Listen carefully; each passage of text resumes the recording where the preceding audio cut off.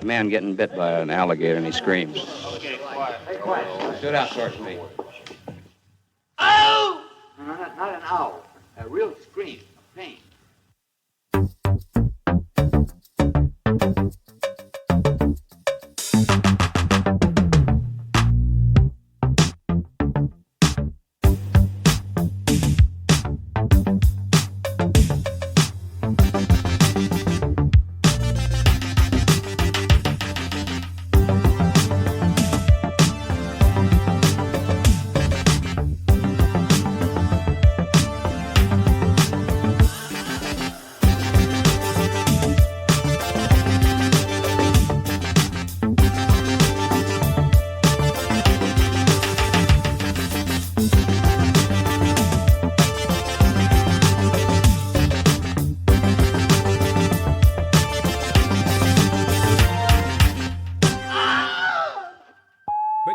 Thank you all for joining us to talk about The Confession. It sounds like, Will, let me ask you real fast. How did the premiere go for you at DIFF? I thought it was great. Yeah, so that was like the biggest screen that I've seen it on, you know, and like the biggest and certainly like the biggest space. Like when we're, you know, coloring it and mixing, like you're never coloring it, or unless you're like you know, Michael Bay or Spielberg, you're never like in a room that big for the mix. So yeah, so that like, it was so fun just to see it in that space. It was so fun. I think with these, like with Italia and Zachary and Scott, like to see it with them, you know, to kind of all be in the same space, because we haven't been together since we shot it. So I think all that was just, it was like, and being from Dallas, it was like a lot of worlds colliding. So yeah, I was kind of like, for me, it was kind of, I don't think it could have gone any better. Great. That's great to hear.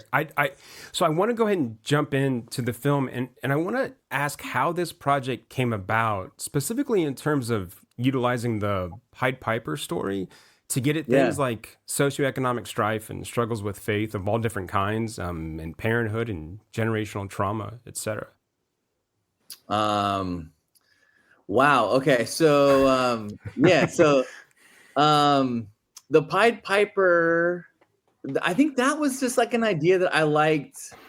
I thought it was an interesting kind of like way to tie that in with the kids, and the Piper takes the kids away. I thought that was like a creepy, you know, kind of fairy tale and story, to kind of weave into like a modern kind of like horror film and a modern kind of like retelling. I thought there was something kind of interesting there, and I didn't think it had really been done before. And I was like, oh, that's kind of a creepy, weird story that we could do something with. And then I think like the other issues kind of you're talking about, the socioeconomic stuff, I think that kind of came as I was working on the script.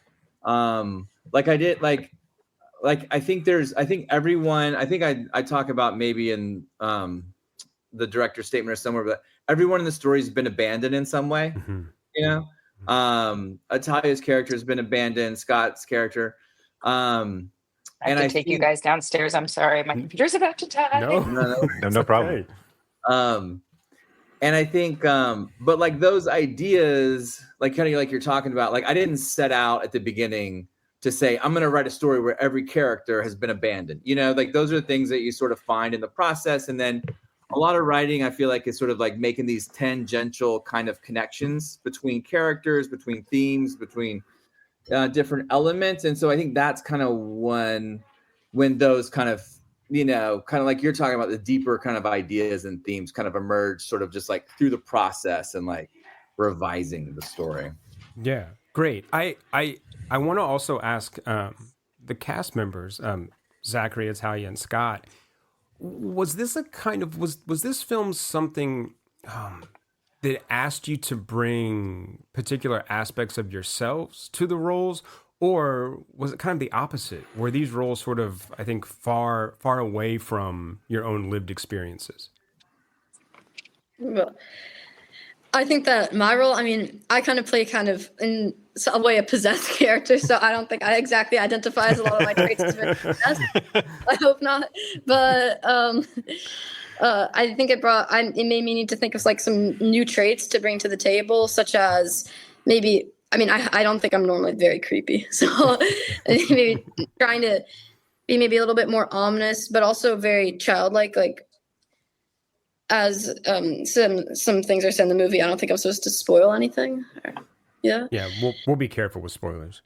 Yeah. So yeah, but I mean, I'm not possessed in real life, so it made me need to bring some more things to the table, new traits, aspects.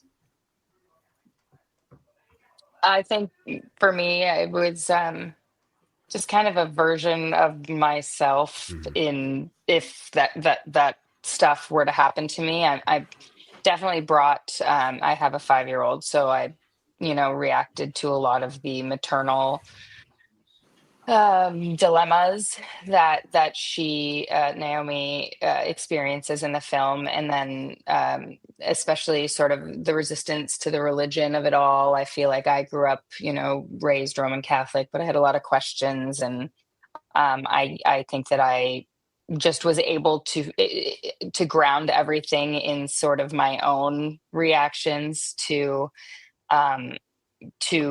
that stuff being the only option that made any kind of possible sense. Even still saying it, it's hard. And so I think that made it easier for me to handle the story. For me, the suspension of disbelief was really fun. That's something I always enjoy. I don't know, surrounding myself, and that's sort of the world of acting at its core. The parental aspect, like Italia was saying, was probably the most innate thing that I brought, just because I have kids, and so that aspect wouldn't be informed at all prior to having kids, to the extent that it does once you do have kids. So that changed it. But other than that, I generally try to remove characters that I do as far from myself as possible, but there's always going to be underlying elements like that. Yeah. And then, Jason, you had a question about the Pied Piper with the roles as well, correct? Yeah, I wanted to touch on I love this idea of, but first off, for the Pied Piper piece, nice. Well, what a reveal. That's great. My buddy has a daughter, so there you go. There you go. Those are your toys. Don't lie. You brought them with you. Can't comment on that. Sorry. Okay, so Pied Piper. Yeah, no. I wanted to touch on a little bit about this aspect, which I don't think you really see. No, you're fine. This idea that Scott has a line in the film of, and I'm paraphrasing, but just because God does something doesn't mean he's on your side. And I don't think we've seen that aspect of humanity dealing with being on the other side of what God's intent may be. Was there, I guess, tell me your thought process in regarding that, that angle, and then kind of how you balance the religious aspects of this movie versus the horror aspects of this film. Yeah. Oh man, that's a great question. I've actually been hoping that someone would bring this up. Yeah, I mean, I think I grew up in the church, and I grew up surrounded, all my all my family, my uncle was a pastor, my parents, really involved in church, and so I've been around religion, especially in this in the South, my whole life, in Texas my whole life, and it's sort of it's kind of the thing of if there is a God and God exists, then it does God intervene to stop bad things from happening? Does God choose to let certain bad things happen, but not other bad things happen? How do you explain, these horrible tragedies? And we can all think of the worst sort of crimes of, the last, whatever, hundreds of years. And it's sort of how do those things happen if God can stop them from happening? And so I just thought that was interesting. And that's kind of how the sort of that line that you're talking about, I think it was kind of grappling with that a little bit. And then, Scott and Italia's characters Italia's character used to be a person of faith. Scott's character was the opposite, didn't. And now when they meet, they've switched, and they have this kind of conversation where a lot of this comes out, where they say, they've kind of each had their conversion to go the opposite way. And they each kind of posit an idea of sort of like the nature of God. And they're kind of coming at it, from different places now. And then as the story goes on, they kind of evolve again, which was kind of, fun. And to me, it was like, as a person who's kind of been around faith and thought about faith like my whole life, it was a way to kind of inject these ideas into a story and make it like personal for me in a way that I thought was interesting. And like we talked about this a little bit at the Q&A. It was sort of like, would I have a chance to get those ideas into another movie again soon, and so I was like, well, maybe I will, maybe I wouldn't, but I think they're pretty specific ideas. So let's kind of go for it. And in a way, that's kind of like, those are really kind of like the themes of the movie and what the movie's about, is like these, the strange coincidences idea. I just really loved that. That's when I would describe my faith when I was really young. That's how I would describe it. And so it's sort of like, okay, well, if all these things line up perfectly, when good things happen, and we're going to give God credit for that, then if bad things line up perfectly too, is that God too? Like, that's what Italia's character says. So those are just interesting ideas for me. Those are things I hadn't really seen. And I thought would be kind of cool.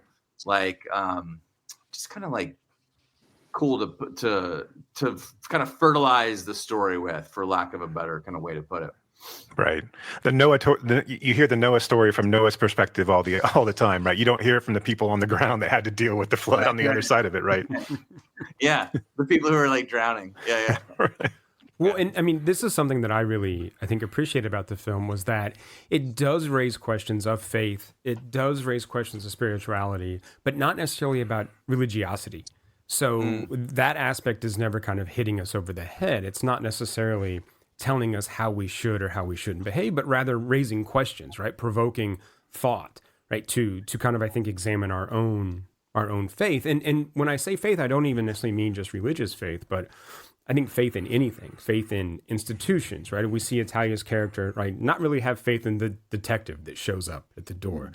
We question, does Zachary's character still have faith in kind of the world around him in terms of his friends and school? Right? I mean, so it kind of just spirals out from there, but of course, like starts with this idea, I think, of faith in whatever God we ascribe to. Yeah, I think so, and I think too a lot more people have those notions of faith than like necessarily subscribe to, like you're saying, a specific sort of brand of it, So I think that kind of like is a broader, hopefully a broader thing that a lot of people will kind of relate to. Like you're saying, with the certain institutions, certain, especially religious.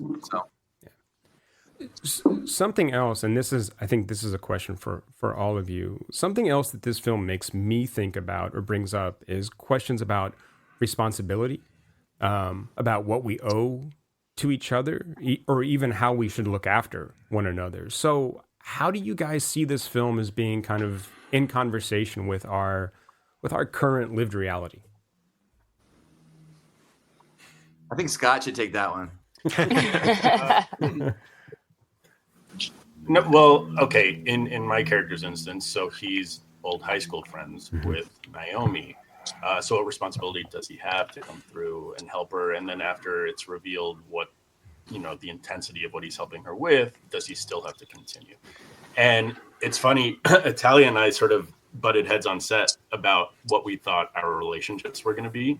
Whereas when I read it, I was like, oh, they hooked up in school. And she was like, they definitely did not hook up in school. And I kind of think that was perfect because I kept what I thought the entire movie and she kept what she thought. And that's probably what it was. That's probably what the situation was that I was in love with her and she was not in love with me. So, yeah, when you have that sort of dynamic of characters, what do you owe the person? I'm of the mindset that you should always be there for the ones you love. Thick and thin. Yeah, it's a pretty tumultuous world out there currently, I guess, politically and everything else, where we're not seeing so much of that Yeah, I don't know. I don't know. I think too that it, your character didn't have to help me.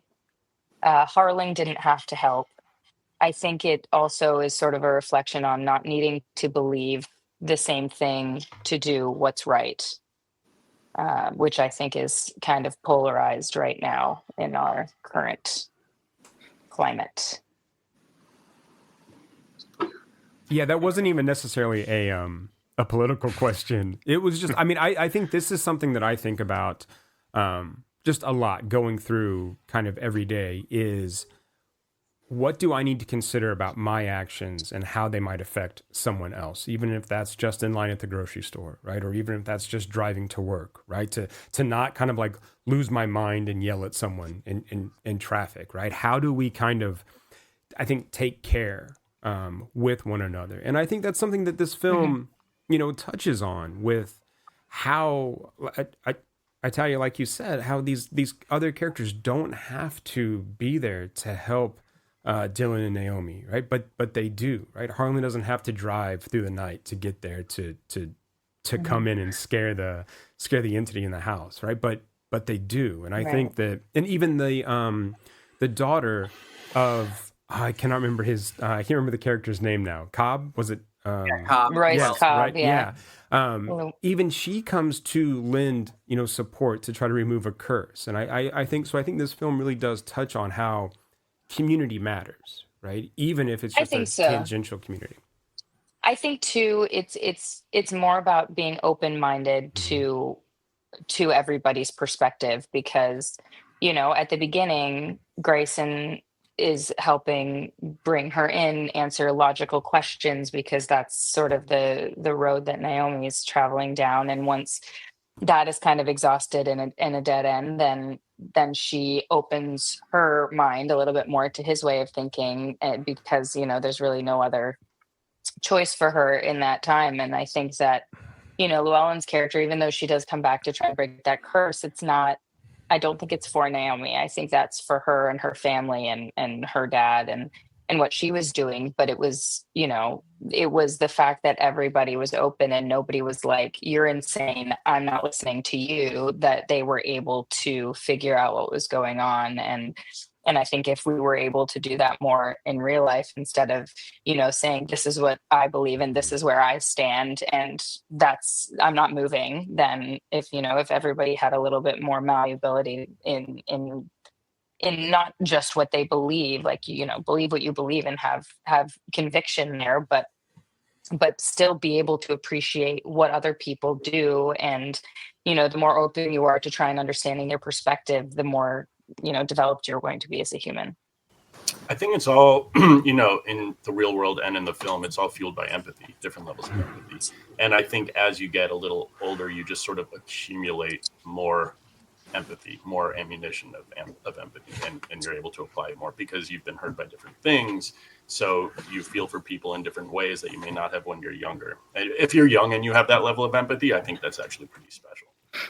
Except for the principal in the movie. The principal was a dick, and he sucked. And Yes. I don't care about him. No. Well, we can all agree that Ted Nugent still should be cursed, right?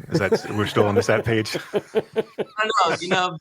Some people disagree, but it's one of the things I was going to say. You guys may find this interesting, but I think it's sort of like in terms of like the empathy and helping people and stuff.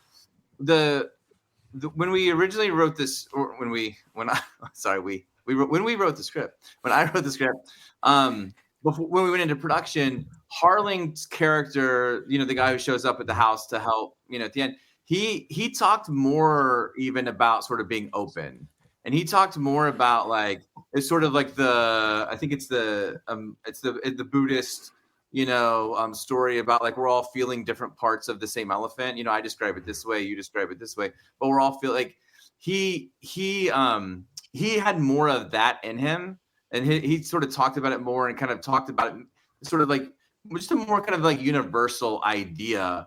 And then when we had to for budgetary reasons and for scheduling, we had to change that, and we had to cut some scenes out, and that's one of the things that I think I wish that idea was in there a little bit more, because I think because I really do like that idea. of everybody kind of helping each other out. And I don't know that I even, as we were working on it, I don't even really think I was that cognizant of that part of the movie, of everybody kind of coming to help her. But sort of like now that we're here and talking about, I'm glad that it's in there. I think that's kind of a cool thing.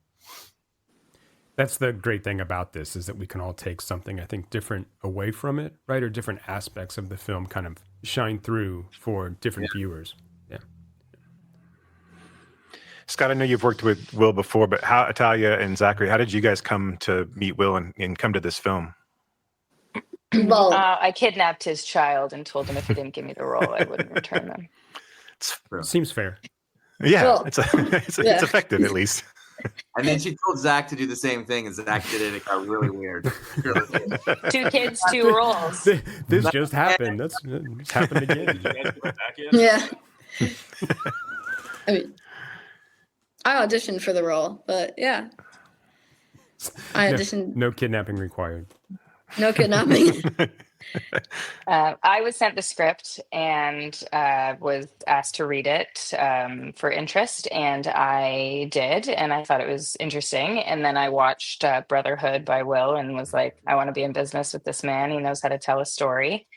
And so we met over Zoom and hated each other immediately, and it was off to the races. Yeah. That tracks too. So. I was like, she's like, I hate this guy. Let's go make a movie together. Let's go. Is perfect. And go to Dallas. So, Will, in regards to kind of horror and franchise terms, is the Pied Piper something you can see extenuating past The Confession? Is this something that a story that, because I do think that there's areas for the Pied Piper to exist outside of just this story. Is there anything that you? I would love to. And if anyone's listening, call me. Honestly, like, no, I totally do. And, there are things that, like, it was kind of funny so I talked about this a little bit at the premiere, but like a buddy and I like sat down, we were literally on a road trip. We sat down at a Panera Bread in 2018 and we sort of sketched out like, this is how this movie's going to get made. This is how we're going to finance it. And we almost had like these almost like Dogma 95 rules for it. Mm-hmm. And it was like, because it was like, man, if you write a movie that's going to cost $10 million, like, okay, you can do that. But like, the landing strip for that is so narrow. So it was very like, we set it, I set it out like a plan and wrote to those specifications, and it was like, let's keep it contained. Let's find a way to make it really visually interesting, but also contained. And part of that was a certain way that like the scares are going to happen and the scares are going to unfold. And I think because of that, without giving too much away, because of that, I do think, like to your point, Jason, I do think there is some more room for, that idea, and that character. So. When you first sent me sort of the log line, and it was about the Pied Piper, that's what I thought it was going to be. I thought it was going to be him going on a murdering spree, and that was going to be the main point of the plot. But it turned out to be much more. Well, I think it also lends itself to expansion because of how well Will told sort of the idea that the evil transfers and that it can be, depending on your proximity, how much of it you can absorb and sort of, and then, with the ending scene that I won't ruin, take your pick. Yeah. I mean, I see it as a whole saga. I could see that it could become an entire saga because the entire concept is very unique and it has an entire arc and like in the entire way that it like functions and pulls you in based on, as you said, like the proximity that you are to evil. Like it makes it really, it makes like a really interesting thing. Like I could see that very much so expanded in the future. And the film does kind of end on an elliptical note. I mean, not to get too much into the end, but I love the ending of this film. I mean, I think it really, again, how do I talk about this without like giving too much away? But I like how it subverts, right? certain things. So I thought that was really smart, really well done. Thank you. And a little known fact: Stephen King does all of his writing at Panera. That's why I chose it. Only the finest come from Panera. Yeah. That's right. Get a bread bowl and just go to work. It's where all modern day horror originates. If you need recommendations, like it's like my instance, I've been there even more. If it's possible to even be there anymore, then I've been there more. You should see the rights of Pinkberry.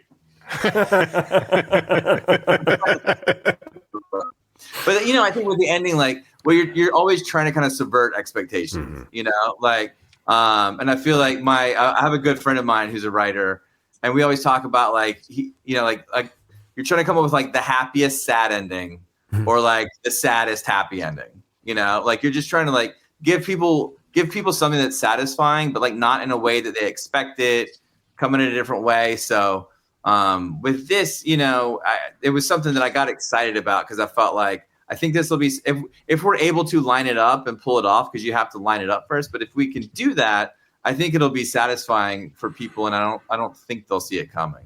Which, by the way, Will, I'm only now realizing that's sort of a signature of yours now in the films you've done. Dun dun dun.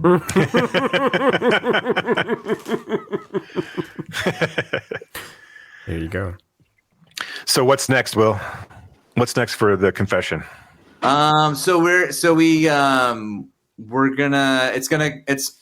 think it's gonna come out later this year. We haven't announced it yet, but we think it's gonna come out later this year for people to see it. And at non-festivals for people to see it. And then we're hoping that we're gonna do some more festivals and give people kind of a chance to see it like on the big screen close to them. And like that whole process is just so fun. So I think all the four of us would love to kind of be at as many festivals with it as we can. And then Italia, Scott, and Zachary, what's next for you guys? I will be cooking dinner. I did, actually, it's a movie that's doing its little festival circuit right now called Race Walkers. It's a sports comedy about Olympic speed walking. And my husband is in it as well. We produced it and shot it in Canada, and it premiered at Slam Dance in LA. And now it's doing the circuit. So that's probably what will come out shortly after this, maybe. I don't know yet. I'm not allowed to say any more than that. But it's ridiculous and it's funny, and my husband plays the most perfect douchebag, and it's lovely. That sounds awesome. I've seen it. It's hilarious. It's very Will came to the premiere. Oh, that's great. I mean, for me, it's just back to auditioning. So, and also, and also, I do have an upcoming film that I'm in. It's called See Me. But I mean, I there's no precise date on when it's coming out, but it's called See Me? Sorry. See Me? Yeah, See Me. That's what it's. Yeah. It's coming out, I believe, in like fall area of like 2025, this fall. So yeah. Cool. Awesome. I'm supposed to shoot something called Tempest later this year. I don't know when. It's gotten pushed a couple times. Very cool. Excited about all those things. Jason, No. I just wanted to say thank you guys so much for accommodating us after the fest, and we really do appreciate it. This has been wonderful, and it's been so much fun talking to you guys. So thank you so much, and congratulations on the film. I think you guys are all wonderful in it, and it's a really, really cool, scary story, and I think it's a really unique take on a lot of themes. So I'm excited to tell people about it when it does, and when we can watch it with the bigger crowd. Yeah. Zachary, thank you. Scott, Will, thank you so much. Thank you very much. Thank you. All right. Take care. Y'all have a great one. Take care. Bye. Bye, guys. Bye. You have been listening to Why Does the Wilhelm Scream with your hosts, Brock and Jason.